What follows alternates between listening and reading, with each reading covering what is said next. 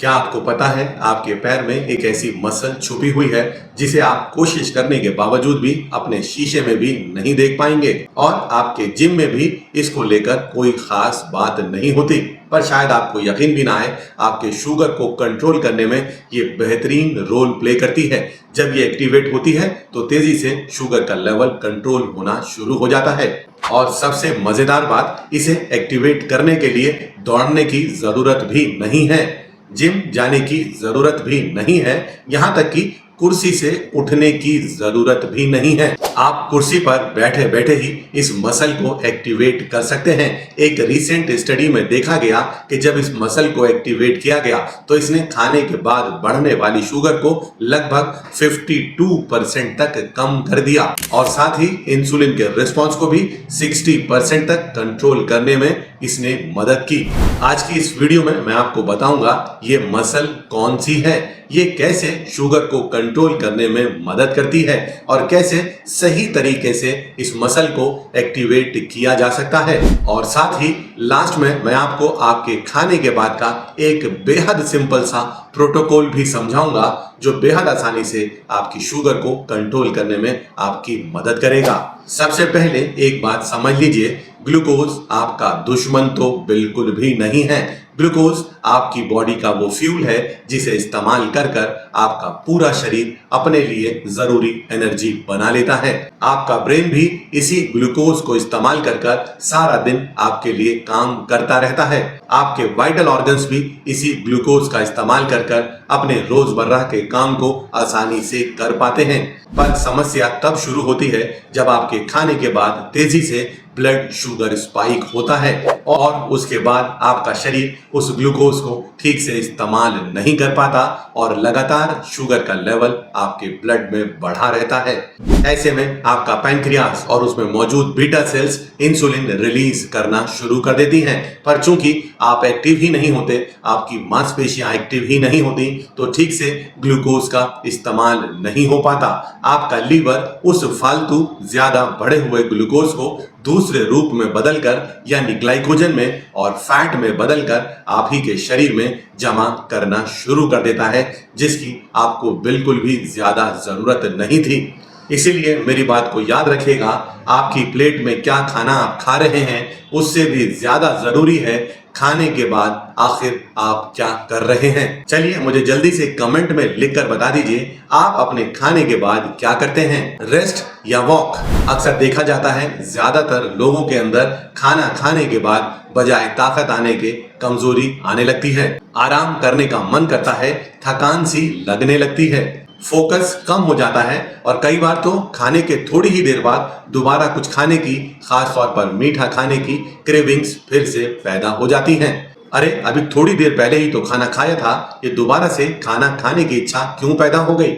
कई लोग सोचते हैं शायद उनकी विल पावर कमजोर है, वो ठीक से अपनी विल पावर को स्ट्रॉन्ग नहीं कर पा रहे, इसीलिए दोबारा शायद खाने की इच्छा पैदा हो रही है। पर मेरी बात याद रखिएगा, ये सब चीजें विल पावर पर नहीं टिकी हुई। असल में आपने खाने में किस तरह की चीजों का इस्तेमाल किया, कितनी तेजी से इंसुलिन का रिस्पॉन्स आया और कितनी तेजी से आपका शुगर का लेवल एकदम से नीचे चला गया। ये छोटी छोटी बहुत सारी बातें हैं जो आपको परेशानी में डालती रहती हैं, कमजोरी और थकान का कारण बन जाती हैं, चाहे आपने थोड़ी ही देर पहले खाना क्यों नहीं खाया हो। शायद आपका शरीर ठीक से ग्लूकोज का इस्तेमाल नहीं कर पा रहा, एनर्जी नहीं मिल पा रही, आपके अंदर फिर से कुछ मैसेज पैदा होता है और खाना खा लीजिए और आप दोबारा से चाय की तरफ, बिस्किट की तरफ या कुछ और खाने की तरफ देखने लगते हैं और आप कुछ और थोड़ी देर के बाद खा लेते हैं और आप बढ़ी शुगर के भंवर में दोबारा से फंस जाते हैं। लेकिन मन में एक सवाल पैदा होता है, आखिर ऐसा क्या किया जाए कि खाना खाने के बाद जो ग्लूकोज बना उसे मांसपेशियां इस्तेमाल कर लें, ताकत भी मिल जाए, एनर्जी भी मिल जाए और शुगर का लेवल भी कंट्रोल हो जाए। तो जवाब बड़ा सिंपल है, वो है अपनी मांसपेशियों को एक्टिवेट करना। आपको शायद सुनकर यकीन भी ना आए, जब अपने खाने से बने ग्लूकोज को आप मांसपेशियों में एंटर कराना चाहते हैं तो उसके दो तरीके होते हैं। पहला तरीका कि आपका पैनक्रियाज इंसुलिन बनाए, वो इंसुलिन आपकी सेल्स पर जाकर लगे, दरवाजे खुल जाएं, ग्लूकोज सेल्स के अंदर चला जाए, सेल्स ग्लूकोज को इस्तेमाल कर कर आपके लिए एनर्जी बना दें। ये तो एक रेगुलर प्रोसेस है, पर डायबिटीज पेशेंट में ये प्रोसेस काफी कमजोर हो जाता है, इसीलिए तो शुगर बढ़ी रहती है। चलिए दूसरा तरीका भी जान लेते हैं। वो तरीका है मसल्स को एक्टिवेट करना। और जब आप मसल्स को एक्टिवेट करते हैं बिना इंसुलिन का खास इस्तेमाल किए बगैर भी आपकी सेल्स के दरवाजे खुल जाते हैं, ग्लूकोज अंदर चली जाती है, मांसपेशियों को ताकत मिल जाती है, शुगर का लेवल घट जाता है। इसीलिए मैं हमेशा सबको सिखाने की कोशिश करता हूं कि अगर आप खाने के बाद अपनी मांसपेशियों को थोड़ा सा एक्टिवेट कर लें तो शुगर बेहतर तरीके से कंट्रोल हो सकती है। उसके लिए कोई बहुत मुश्किल एक्सरसाइज करने की जरूरत भी नहीं है, कोई बहुत बड़े जिम को ज्वाइन कर बड़ी फीस देकर ज्यादा खर्चा करने की भी जरूरत नहीं है। इसे आप अपने घर पर अपनी कुर्सी पर बैठे बैठे भी कर सकते हैं। चलिए अब मैं मुद्दे पर आ जाता हूं और उस मसल का नाम बता देता हूं जो सबसे ज्यादा आपके लिए मददगार हो सकती है। उस मसल का नाम है सोलियस मसल। आपके लोअर लेग में यानी आपकी पिंडलियों में काफ मसल्स मौजूद होती हैं, जो बड़ी काफ मसल्स हैं जिसे गैस्ट्रोक्नीमस के नाम से जाना जाता है। उसी के पीछे की तरफ एक दूसरी मसल मौजूद होती है जिसे सोलियस मसल कहते हैं, जो आपके नी ज्वाइंट से लेकर नीचे आपकी हील तक फैली हुई होती है। यह आपकी एंकल की मूवमेंट कराने में, ठीक से खड़े होने में और बेहतर संतुलित तरीके से चलने में आपके लिए बहुत ज्यादा मददगार साबित होती है। ये एक बेहद ताकतवर मसल होती है जिसे अगर आप थोड़ी ताकत से भी एक्टिवेट कर लें तो ये काफी देर तक आपके लिए लगातार काम कर सकती है। एक रिसेंट स्टडी में देखा गया कि जब आप कुर्सी पर बैठे बैठे अपनी सोलियस मसल्स को एक्टिवेट करते हैं तो ये बेहतरीन तरीके से शुगर को घटाने में आपकी मदद कर देती है। और इसे कुर्सी पर बैठे बैठे एक्टिवेट करना भी कोई बहुत मुश्किल काम नहीं है। चलिए मैं उसे भी आपको 1 मिनट में सिखा देता हूँ। अपनी कुर्सी पर आराम से बैठ जाइए, अपने पैरों को जमीन पर आराम से रख लीजिए और अपने घुटनों को लगभग 90 डिग्री के एंगल पर रख लीजिए। अब अपने पैरों की उंगलियों को थोड़ा सा दबाइए और अपने हील को धीरे धीरे उठाना शुरू करिए। और जब वो हील ऊपर पहुंच जाए उसके बाद धीरे धीरे आराम से अपनी हील्स को नीचे की तरफ छोड़ दीजिए और वापस जमीन पर रख लीजिए। देखिए बस हो गई आपकी सोलियस एक्सरसाइज। बस मेरी बात ध्यान रखिएगा, इस एक्सरसाइज को बहुत तेजी से, बहुत जल्दबाजी से करने की जरूरत नहीं है। धीरे धीरे करिए, आराम से करिए और अपनी सांसों पर भी अपना ठीक से नियंत्रण रखिएगा। अब अगर लगातार आप ऐसा 1 मिनट या 2 मिनट भी कर लें तो बेहतरीन तरीके से आप अपनी सोलियस मसल्स को एक्टिवेट कर सकते हैं। धीरे धीरे आप अपने कंफर्ट के अकॉर्डिंग इस एक्सरसाइज का समय 5 मिनट, 10 मिनट या 15 मिनट तक भी बढ़ा सकते हैं। आपको और भी बेहतरीन फायदा मिलना शुरू हो जाएगा। चलिए जल्दी से इस वीडियो को अपने पास सेव कर लीजिए, क्योंकि सिर्फ वीडियो देखने से शुगर का लेवल नहीं घटेगा, इन आदतों को बनाने से ही शुगर का लेवल घटेगा।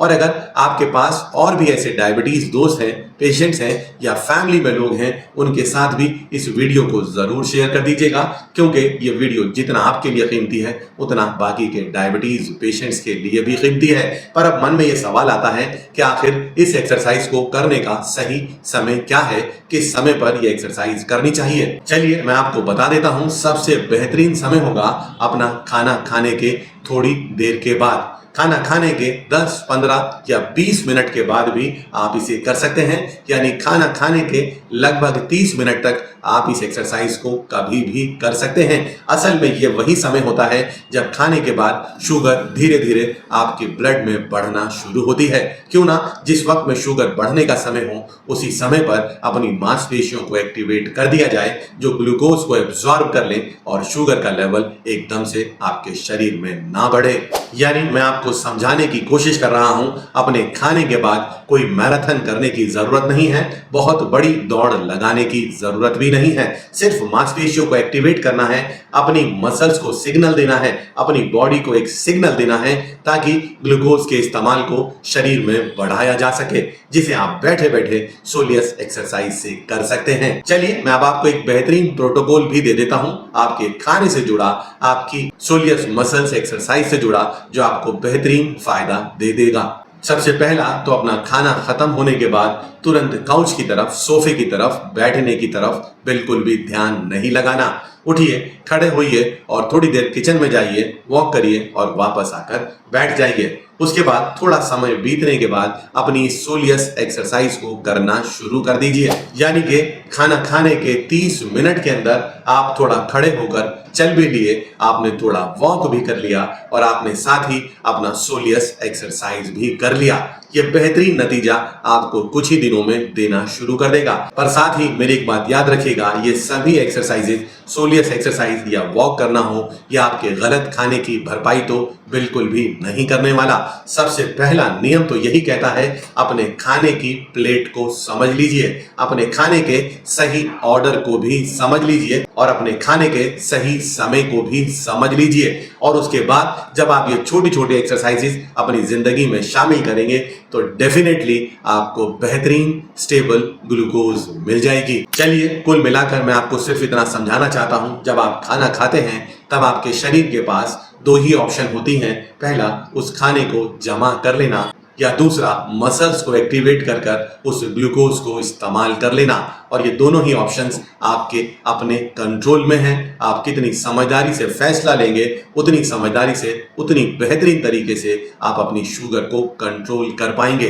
एक छोटी सी मूवमेंट सही समय पर जब की जाती है और लगातार कंसिस्टेंटली की जाती है तो यह आपके शरीर में आपकी उम्मीद से भी बहुत बेहतरीन रिजल्ट देना शुरू कर देती है। आपका मेटाबॉलिज्म बेहतरीन होने लगता है और आपको मिल जाती है स्टेबल ग्लूकोज। चलिए, अगर आपको भी मेरा आज का ये वीडियो अच्छा लगा हो तो इसे अपने दोस्तों के साथ, बाकी के डायबिटीज पेशेंट के साथ शेयर करना बिल्कुल मत भूलिएगा। और साथ ही मुझसे वादा करिए, आप खाने के बाद बैठने की फिक्र तो बिल्कुल नहीं करेंगे, बल्कि कुछ ही मिनटों के लिए सही अपनी मांसपेशियों को एक्टिवेट करने पर ध्यान लगाएंगे। और मुझे नीचे कमेंट में लिखिए, I will activate my muscles.